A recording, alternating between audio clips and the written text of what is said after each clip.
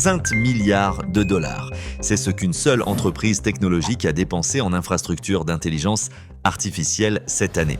Pendant ce temps, le Bitcoin vient de franchir la barre des 100 000 dollars.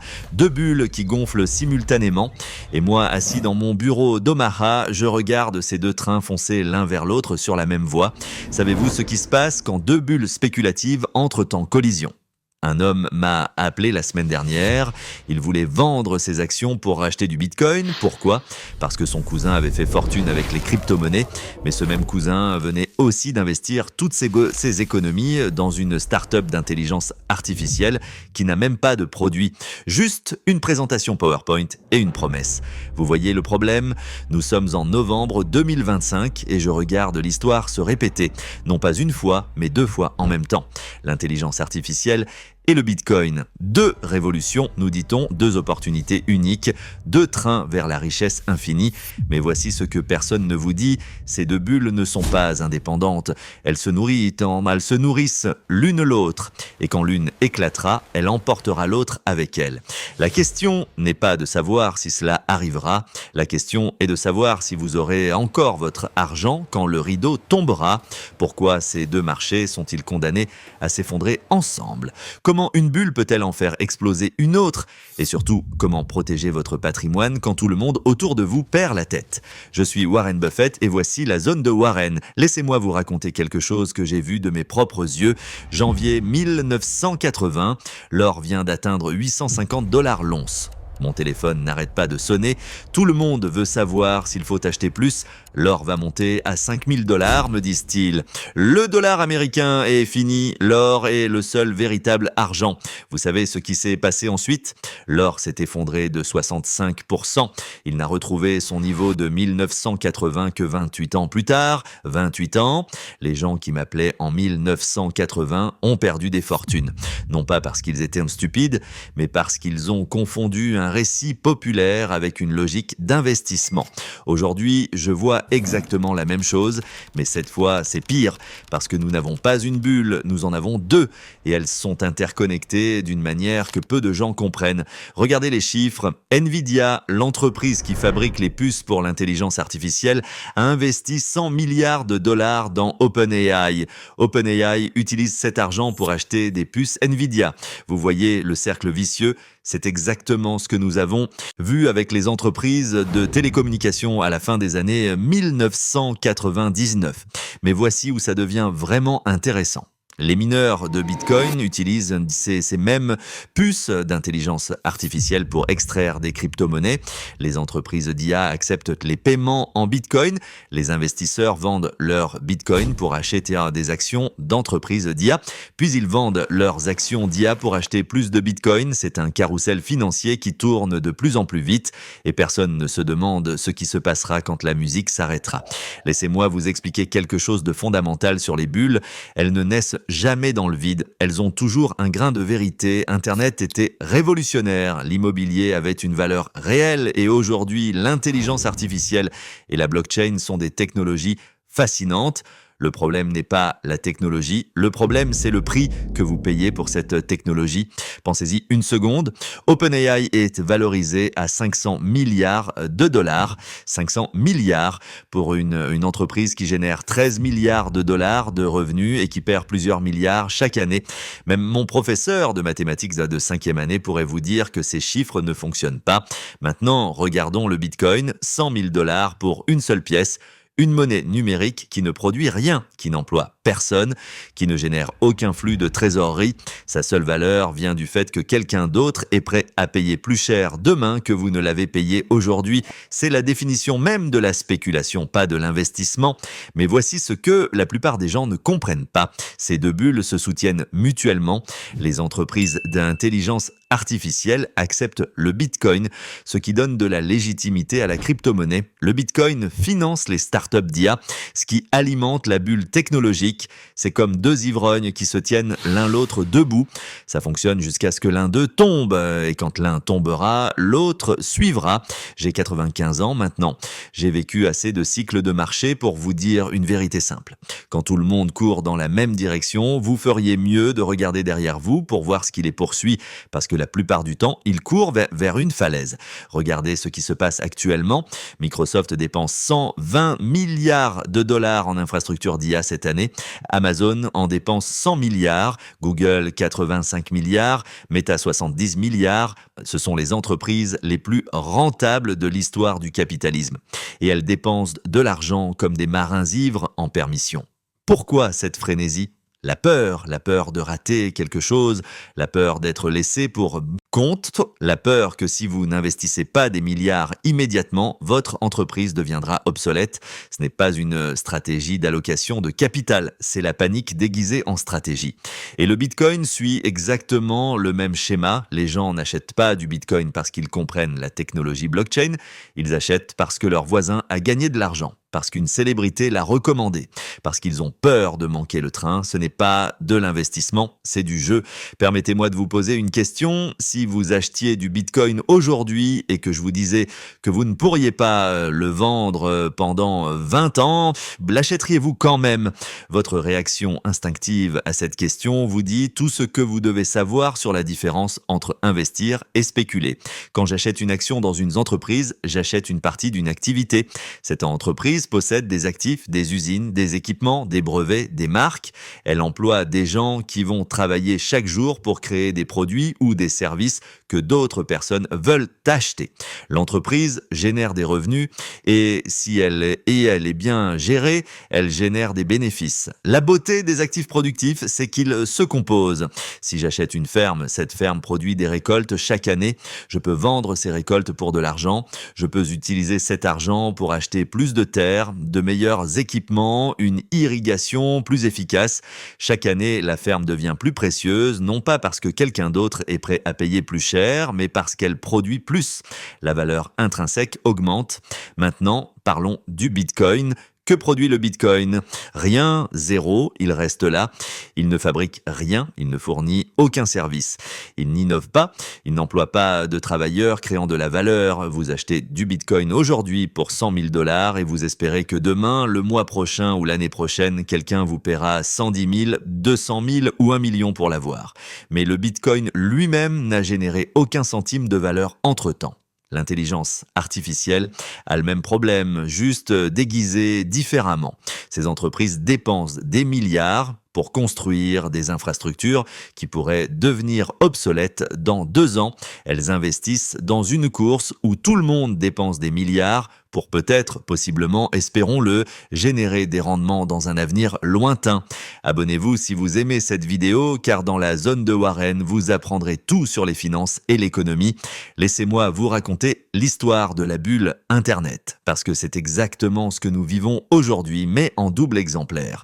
En 1999, j'étais assis dans mon bureau d'Omaha en train de lire des articles sur des entreprises Internet sans profit, sans produit et parfois sans plan, qui se négociaient à des valorisations qui vous feraient tourner la tête. Pets.com avait une marionnette chaussette et un rêve. Webvan allait révolutionner les courses alimentaires.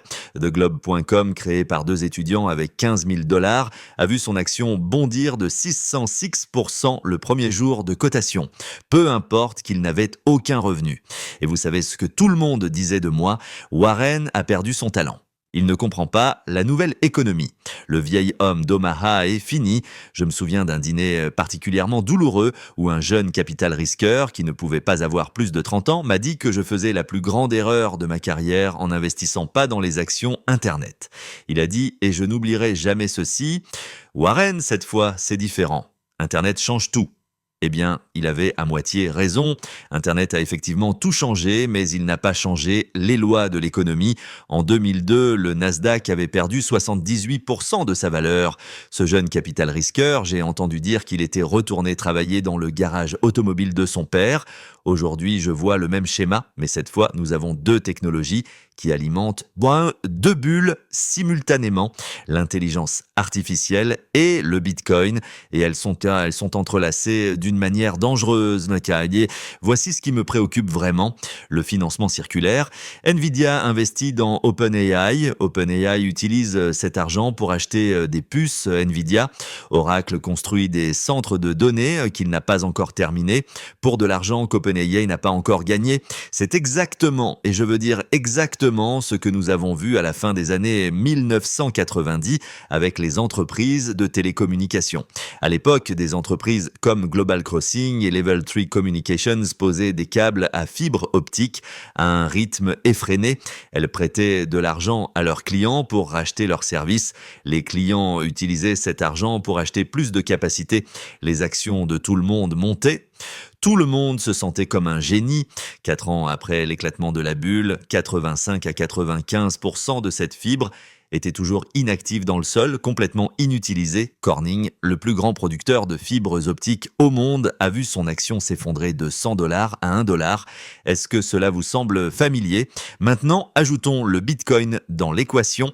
Les mineurs de Bitcoin consomment des quantités massives d'électricité pour faire fonctionner des puces d'intelligence artificielle. Ces mêmes puces que Nvidia vend à prix d'or. Meta prévoit un centre de données qui nécessiterait plus de 2 gigawatts d'énergie. C'est assez d'électricité pour alimenter une petite ville juste pour héberger 1 300 000 GPU Nvidia. Pourquoi faire? Pour entraîner des modèles d'IA qui pourraient être obsolètes dans 2 ans, pour concourir dans une course où tout le monde dépense des milliards pour peut-être générer des rendements dans un futur lointain. Et une partie de cette infrastructure sert à miner du Bitcoin, une crypto-monnaie qui ne produit rien mais qui consomme autant d'énergie qu'un pays entier. Pensez à l'absurdité de tout cela. Nous dépensons des milliards pour construire des infrastructures qui consomment des milliards en électricité pour créer des actifs numériques qui ne produisent rien. Et nous appelons ça un investissement. Charlie Munger, que Dieu ait son âme, avait l'habitude de me dire « Warren, c'est l'attente qui vous aide en tant qu'investisseur » et beaucoup de gens ne supportent tout simplement pas d'attendre. Charlie comprenait quelque chose que la plupart des gens à Wall Street n'apprennent jamais. Gagner de l'argent en bourse, c'est une question de patience, pas d'activité. En ce moment, je regarde des entreprises dépenser 22 à 30% de leurs revenus en dépenses en capital. De l'argent qu'elles investissent dans des infrastructures d'IA, c'est 3 fois ce que dépensent les entreprises de services publics. Et les services publics ont des flux de trésorerie prévisibles. Pendant ce temps, le Bitcoin se négocie à $100 000 pièce, sans flux de trésorerie, sans dividendes, sans rien d'autre que l'espoir que quelqu'un paiera plus demain. Laissez-moi vous dire quelque chose sur les chiffres. Ce sont des choses têtues. Vous pouvez les habiller, mettre du rouge à lèvres dessus, les appeler EBITDA ajusté ou revenu ajusté à l'IA. Mais à la fin de la journée, une entreprise gagne de l'argent ou elle n'en gagne pas. Et en ce moment, les chiffres dans l'IA et le Bitcoin ne s'additionnent pas. Selon des recherches récentes, les grandes entreprises technologiques ont investi environ 560 milliards de dollars dans l'infrastructure d'IA au cours des 2 dernières années. Les revenus combinés liés à l'IA de Microsoft, Meta, Tesla, Amazon et Google, environ 35 milliards de dollars, c'est un ratio de 16:1, dépenses contre revenus. Vous ne pouvez pas dépenser $16 pour gagner $1 et appeler ça une bonne affaire. Et le Bitcoin, il nécessite une consommation d'énergie massive, des infrastructures coûteuses. Et pourquoi? Pour qu'un registre numérique traite environ 7 transactions par seconde. Visa en traite 65 000. L'utilité pratique ne justifie en aucun cas cette valorisation. Mais voici ce qui devrait vraiment vous faire peur. Ces 2 bulles ne sont pas seulement simultanées, elles sont codépendantes. Quand l'une éclatera, elle entraînera l'autre avec elle. Imaginons un scénario. Disons que les investisseurs commencent à réaliser que les entreprises d'IA dépensent des centaines de milliards sans générer de rendement proportionnel. Les actions technologiques commencent à chuter. Microsoft, Amazon, Google, Meta, toutes ces entreprises voient leur valorisation se corriger. Que se passe-t-il ensuite? Ces entreprises sont parmi les plus gros détenteurs institutionnels de Bitcoin. Elles ont des milliards investis dans les crypto-monnaies. Quand leurs actions chutent, elles devront liquider des actifs pour maintenir leur ratio de capital. elles vendront du Bitcoin. Et quand elles commenceront à vendre, le prix du Bitcoin s'effondrera. Et quand le Bitcoin s'effondrera, les mineurs de Bitcoin qui utilisent des puces d'IA coûteuses ne pourront plus rentabiliser leurs opérations. Ils arrêteront d'acheter des puces. Les revenus de Nvidia chuteront, son action suivra. Vous voyez l'effet domino, c'est exactement ce qui s'est passé en 2008 avec l'immobilier et le système financier. Les banques possédaient des titres adossés à des hypothèques. Quand l'immobilier s'est effondré, les banques ont dû vendre d'autres actifs pour couvrir leurs pertes. Ces ventes ont fait chuter d'autres marchés, ce qui a forcé plus de ventes, une spirale descendante. Nous sommes en train de construire exactement le même système aujourd'hui, sauf que cette fois, au lieu de l'immobilier et des banques, ce sont l'intelligence artificielle et le Bitcoin, et personne ne semble s'en soucier, parce que pour l'instant, tout le monde gagne de l'argent, les actions montent, le Bitcoin monte, tout le monde se sent comme un génie, mais j'ai vécu assez longtemps pour savoir une chose, quand tout le monde à la fête pense qu'il est un génie, quelqu'un est sur le point de perdre sa chemise. Permettez-moi de vous parler de la marge de sécurité. C'est un concept que j'ai appris de Benjamin Graham, mon mentor. L'idée est simple, vous ne devriez investir que lorsque le prix est nettement inférieur à la valeur intrinsèque, ce qui vous donne un coussin contre les erreurs ou la malchance. Quelle est la marge de sécurité dans le Bitcoin à 100 000 $? Il n'y en a pas. Vous payez le prix plein de la spéculation et vous espérez que quelqu'un vous paiera encore plus demain. Quelle est la marge de sécurité dans les actions d'IA à leur valorisation actuelle? Il n'y en a pas non plus. Elle suppose que tout se passera parfaitement. Exécution parfaite, progrès technologique continu, demande illimitée, pas de concurrence, pas de perturbation. Dans mes 70 ans d'investissement, j'ai appris que tout se passe rarement parfaitement. Habituellement, quelque chose va mal. Parfois, tout va mal. C'est pourquoi vous avez besoin d'une marge de sécurité. Laissez-moi vous donner un exemple concret. Cisco Systems était la coqueluche de l'ère.com, les pelles, les pioches de la révolution Internet.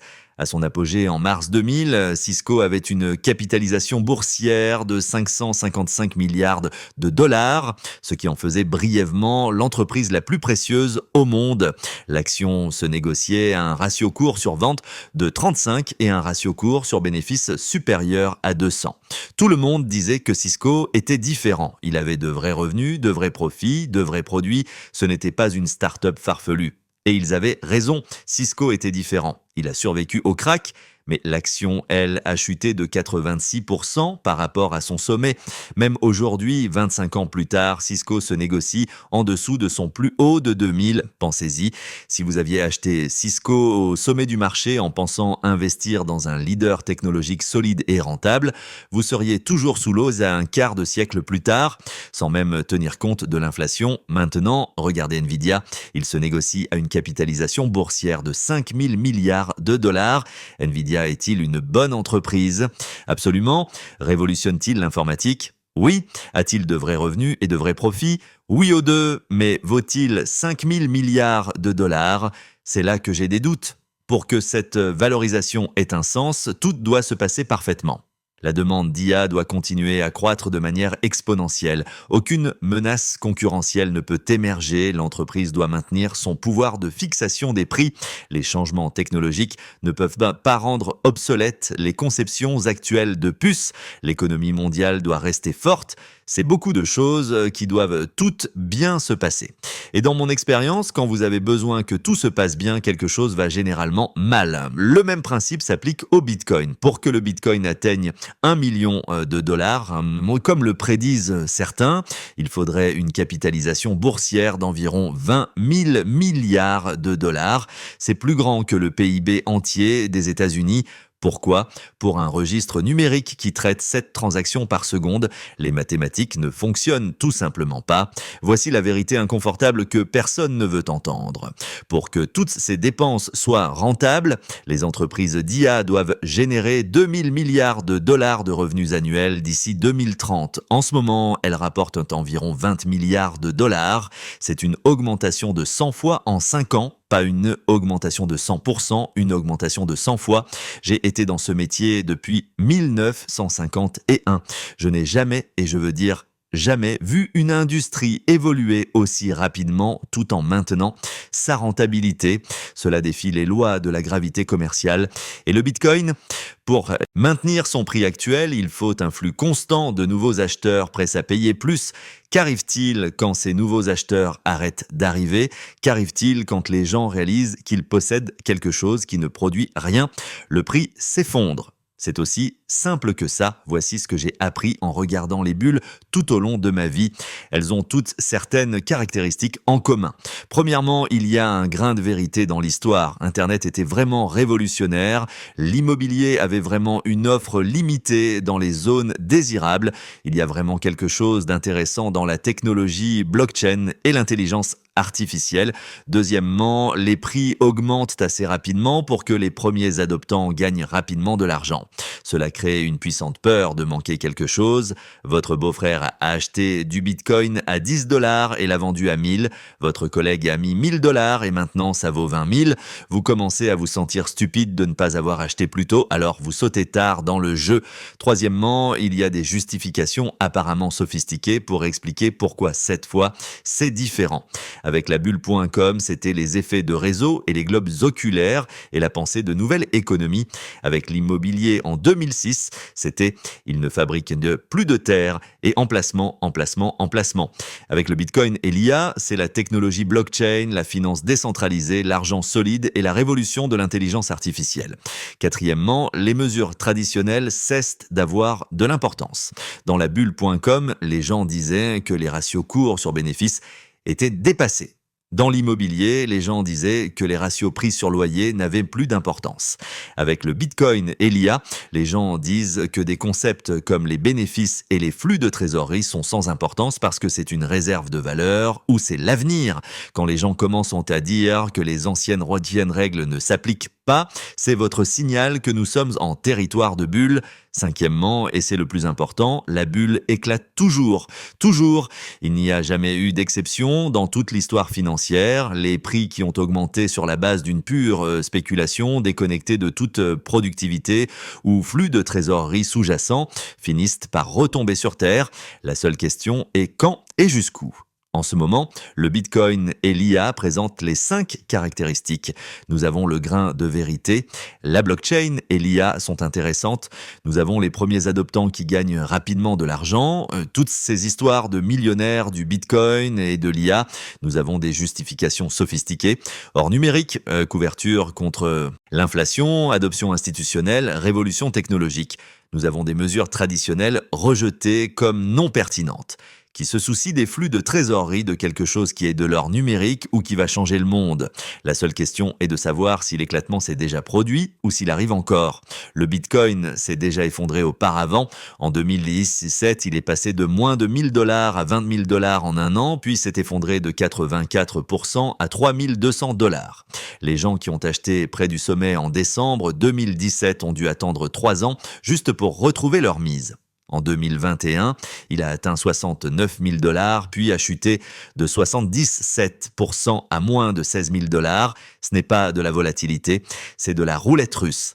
Et les gens qui le poussent maintenant à 100 000 dollars disent que cette fois c'est différent parce que les institutions sont impliquées. C'est ce qu'ils disent toujours. Vous savez ce que les institutions apportent à la table? Des moyens plus sophistiqués de perdre de l'argent. La crise financière de 2008 a été causée par des institutions, des banques, des compagnies d'assurance, des agences de notation, toutes se convainquant que les prix de l'immobilier ne pouvaient pas chuter à l'échelle nationale. Les institutions ne sont pas plus intelligentes que les investisseurs individuels. Elles sont simplement meilleures pour créer des justifications complexes pour un comportement insensé. Et voici la partie vraiment effrayante. Le Bitcoin à 100 000 dollars est beaucoup plus risqué que le Bitcoin à 100 dollars. À 100 dollars, vous achetiez une spéculation sauvage qui pourrait aller à zéro ou pourrait monter 1000 fois. Le rapport risque-récompense était asymétrique d'une manière intéressante. À 100 000 dollars, vous achetez quelque chose qui devrait aller à 1 million pour un rendement de 10 fois. Ce que les haussiers insistent est inévitable, mais qui pourrait toujours aller à zéro ou chuter de 80% comme il l'a fait 2 fois auparavant.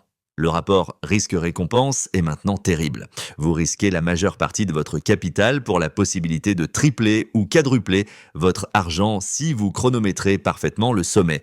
Abonnez-vous si vous avez aimé cette vidéo. Alors, que devriez-vous faire? Regardez, je ne dis pas que l'IA est sans valeur. Je ne dis pas que ces entreprises ne réussiront pas. Ce que je dis, c'est que les valorisations actuelles intègrent des attentes qui sont presque impossibles à satisfaire. Et quand vous payez des prix qui exigent la perfection, vous vous préparez à la déception. Mon approche n'a pas changé en 70 ans et elle ne changera pas maintenant. J'investis dans des entreprises que je comprends à des prix qui ont du sens avec une marge de sécurité. En ce moment, les actions d'IA et le Bitcoin ne répondent à exactement aucun de ces critères pour moi. Puis-je prouver que j'ai raison? Non, peut-être que cette fois, Everything a vraiment différente. Peut-être que l'IA croîtra assez rapidement pour justifier les valorisations actuelles. Peut-être que le Bitcoin atteindra 1 million de dollars. C'est possible, mais j'ai 95 ans et j'ai entendu cette fois c'est différent plus de fois que je ne peux compter. Et chaque fois, ce n'était pas différent. Les lois fondamentales de l'économie et de la nature humaine ne changent pas simplement parce que la technologie change. Voici ce que je sais avec une certitude absolue. Si vous perdez 50% de votre argent, vous avez besoin d'un rendement de 100% juste pour revenir à l'équilibre. Ce sont des mathématiques, pas une opinion. Mon premier objectif est donc toujours la préservation du capital. En ce moment, la chose la plus sûre que Berkshire puisse faire, c'est ce que nous faisons, rester assis sur plus de 300 milliards de dollars en liquidités et en titres à court terme. Les gens me critiquent pour ne pas mettre cet argent au travail. Ils disent que je rate des opportunités. Peut-être, mais je dors bien la nuit en sachant que lorsque ce marché se corrigera, et il se corrigera, Berkshire aura le capital pour profiter des opportunités qui émergent. Nous pourrons acheter de merveilleuses entreprises à des prix équitables quand d'autres seront forcés de vendre. Ce n'est pas excitant, ça ne me fera pas passer à la télévision, mais c'est ce qui a fonctionné pour moi pendant 7 décennies et je ne vois aucune raison de changer maintenant. Laissez-moi vous raconter une dernière histoire. En 1999, les gens m'ont traité de dinosaure pour ne pas avoir investi dans les actions Internet. Ils ont dit que je ne comprenais pas la nouvelle économie. Ils ont dit que j'étais trop vieux, trop conservateur, trop coincé dans le passé. Puis le marché s'est effondré et le prix de l'action Berkshire a doublé pendant que le Nasdaq perdait 78% de sa valeur. Soudain, je n'étais plus un dinosaure, j'étais un génie, mais je n'avais pas changé, le marché avait changé. La même chose est sur le point de se produire avec l'IA et le Bitcoin. En ce moment, je suis le vieil homme qui ne comprend pas l'intelligence artificielle, le sceptique qui rate la plus grande opportunité du siècle, l'investisseur prudent qui est laissé pour compte, c'est bien, on m'a déjà dit pire, mais dans quelques années, peut-être plus tôt, peut-être plus tard, nous regarderons en arrière vers 2025 de la même manière que nous regardons en arrière vers 1999. Nous secouerons la tête et nous nous demanderons comment les gens ont payer des prix aussi fous. Nous nous émerveillerons de la spéculation, du financement circulaire, de l'exubérance irrationnelle. Et les investisseurs qui ont préservé leur capital, qui sont restés patients, qui ont refusé de se laisser emporter par la manie, seront ceux qui seront positionnés pour profiter des opportunités qui émergeront des décombres. C'est là que je prévois d'être. J'espère que vous me rejoindrez. Permettez-moi de vous expliquer pourquoi l'effondrement de la bulle de l'IA entraînera inévitablement la chute du Bitcoin. Ce n'est pas une théorie, c'est une question de mécanique de marché. Regardez qui détient du Bitcoin aujourd'hui. Ce ne sont plus seulement des enthousiastes de la cryptographie dans leur sous-sol, ce sont les mêmes grandes entreprises technologiques qui dépensent des centaines de milliards en infrastructures d'IA. Tesla détient des milliards en Bitcoin. MicroStrategy a mis toute son entreprise sur le Bitcoin. Ces entreprises technologiques ont intégré le Bitcoin dans leur bilan.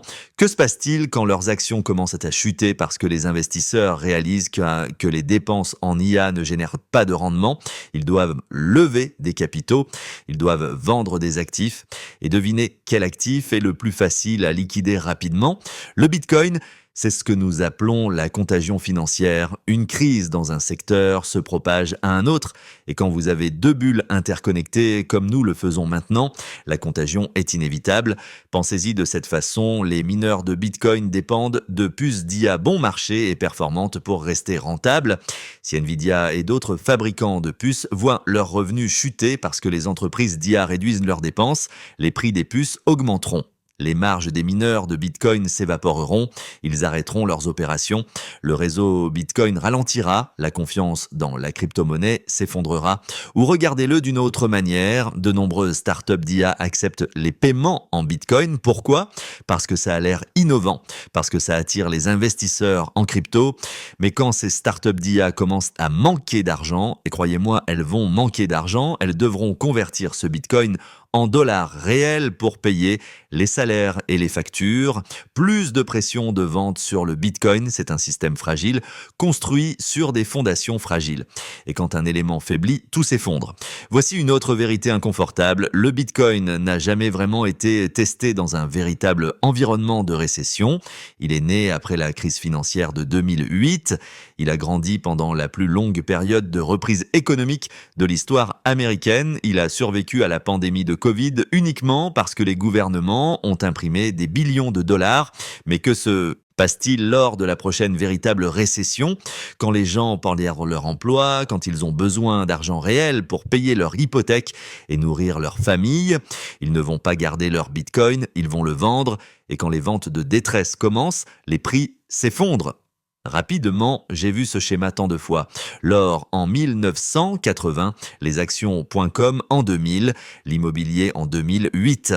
À chaque fois, les gens pensent que leur actif est différent, que c'est spécial, que les anciennes règles ne s'appliquent pas, et à chaque fois, ils ont tort. La vérité, c'est que le Bitcoin et l'IA sont les deux faces de la même pièce spéculative. Ils représentent la même psychologie d'investisseur, la peur de rater quelque chose, le désir de devenir riche rapidement, la croyance que cette fois c'est différent. Et cette psychologie, elle change toujours rapidement et sans avertissement. Un jour, vous êtes un génie parce que vous avez acheté du Bitcoin à 10 000 $ et maintenant il vaut 100 000. Le lendemain, vous regardez votre portefeuille tomber à 20 000 et vous vous demandez pourquoi vous n'avez pas vendu au sommet.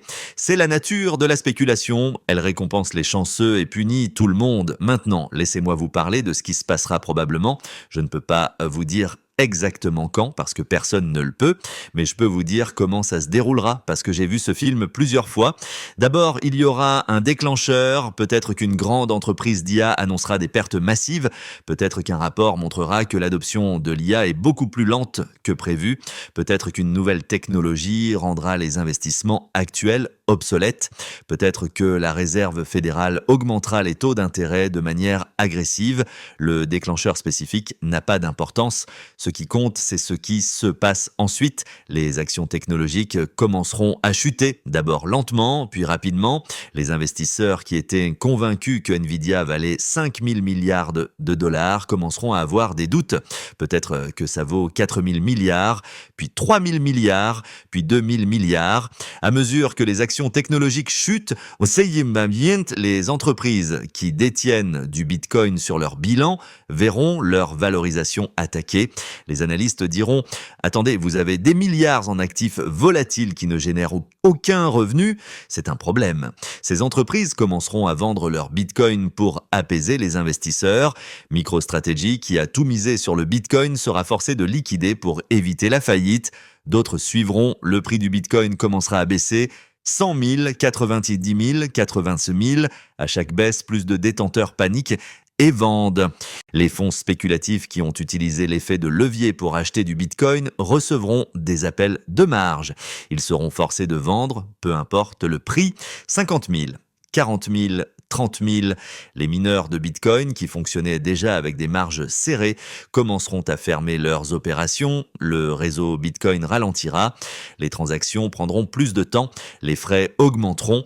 La confiance dans le système s'effondrera. Et pendant tout ce temps, les actions d'IA continueront de chuter parce que les investisseurs réalisent que des centaines de milliards ont été dépensés sur une infrastructure qui ne génère pas de rendement adéquat. C'est une spirale descendante. Une spirale de la mort, et une fois qu'elle commence, elle est très difficile à arrêter. Est-ce que je dis que le Bitcoin ira à 0?